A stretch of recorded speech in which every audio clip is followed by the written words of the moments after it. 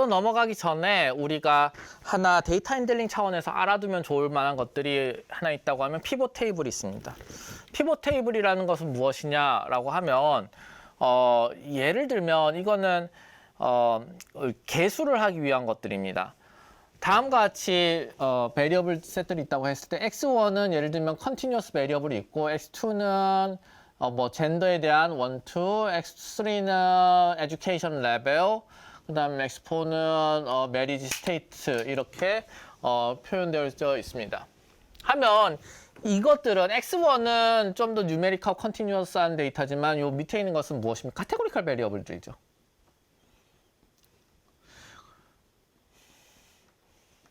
그래서 SQL 같은 것들에서 보면 그룹 바이라든지 이런 것들이 있습니다.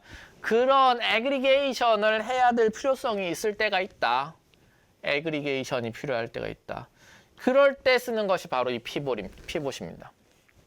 그러면 이것을 어떻게 하냐면은 첫 번째로 value는 애그리게이트 되어 있을 때 그 애그리게이트 된 그룹에서 우리가 가져오고자 하는 어떤 결론들, 계산하고 할 대상들, 예를 들면 x1이 지금 타겟이 되겠죠. 예를 들면 어떤 것을 얘기해 줄 수 있냐면은 education 레벨과 marriage state에 따른 amount of given credit의 평균을 내봐라. 그러면 이렇게 할 수. amount of given credit에 대해서 aggregate 하는데 그 카테고리는 어떻게 정의되냐면 education 레벨과 그 다음에 marriage status에 있다. 그 다음에 aggregate 펑션은 mean이 되겠다.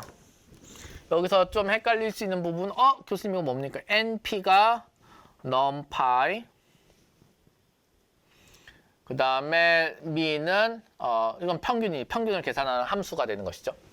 그래서 이거 run 하려고 하면 import numpy 해야 됩니다. 저 위에서 import numpy as np 이거 수행하고 해야지 이게 돌아가겠죠. 그러면 또 numpy가 설치가 돼 있어야 되겠죠. 하여튼 그럴 텐데, 그래서 피봇 테이블을 한다고 하면 요 애그리게이트 펑션을 이용해서 x1을 처리하고 거기에 맞춰 가지고서 x3와 x4에 대해서 우리가 계산값을 내는 것입니다.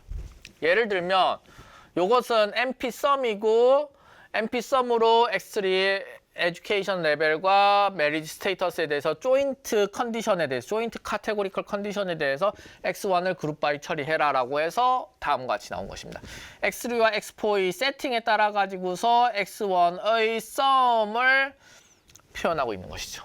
그리고 에버리지는 다음과 같이 비주얼라이즈 했습니다. 자, 그러면 다음과 같이 이제 피봇 테이블이라는 걸 이용해 가지고 어떤 카테고리컬 베리어블 기반으로서의 그 aggregated value를 만들어낼 수 있다는 게 핵심이고, value는 피보팅을 통해서 aggregate 될 것들, index는 그룹을 아이덴티파이 하기 위한 column set 해서 value 파라미터, 그 다음에 index 파라미터가 이렇게 오게 됩니다. 그 다음에 aggregate 펑션은 거기에 맞춰가지고 어떻게 처리할 것인지에 대한 명세가 되겠습니다. 마지막으로 요것들은 이렇게 피봇 테이블 그 자체도 데이터 프레임이 됩니다.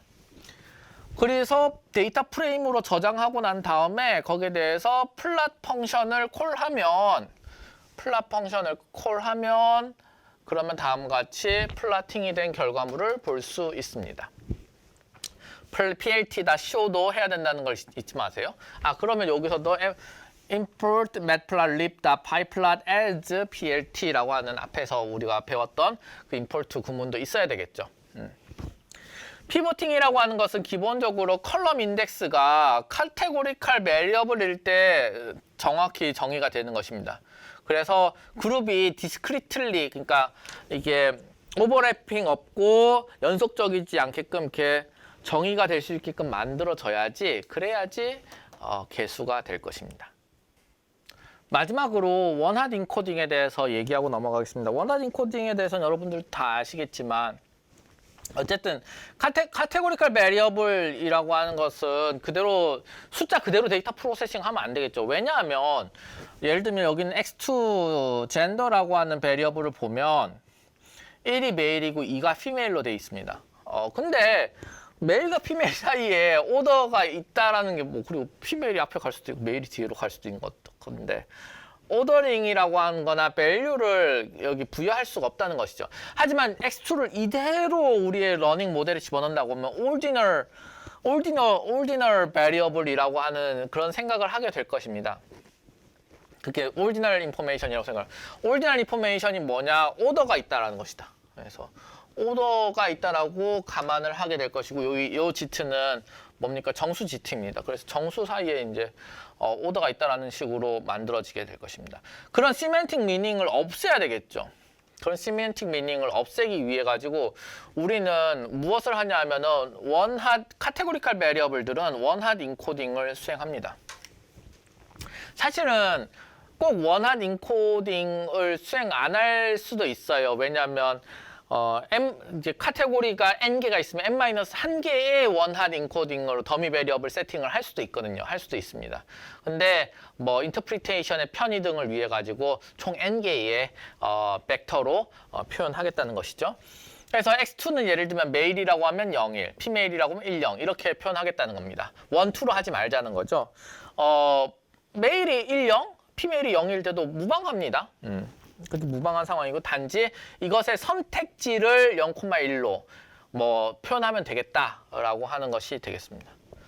요거를 판다스에서도 잘 서포트하는데 pd.getDummies 하면은 더미화가 되어 있는 데이터 프레임을 제공해 줍니다. 더미화가 되어 있는 데이터 프레임을 제공하는데 오리지널 데이터 프레임은 다음과 같이 이렇게 오브젝트 데이터로 들어가게 되어 있고 그 다음에 컬럼스라고 해가지고 더미화할 컬럼들을 명시하게 됩니다. x2, x3, x4. 그러면은 보시면은 뭐 앞에는 x2도 있을 겁니다. x2도 있으니 x3에 대한 더미화된 셀렉션들, x4에 대한 더미화된 셀렉션들 이렇게 해가지고 이렇게 제시가 되겠습니다. x4, 1, 2, 3가 있죠? x4, 1, 2, 3는 1은 marriage, 2는 single, 3는 others 이렇게 해가지고 1, 2, 3 이렇게 해가지고 이제 표현하게 되겠다. 그러면 이제 앞에 반대로 앞에 있는 부분 보시면 x1까지 있고 x5, 6, 7으로 되잖아요. x2, 3, 4는 이제 사라졌다. 그죠? x2, 3, 4는 저 끝으로 가가지고 더미화된 컬럼들이 새로 생성되어 있는 모습을 볼 수 있게 됩니다. 이렇게 해가지고 우리 더미화해서 원활 인코딩 해서 프로세싱 할 수 있겠습니다.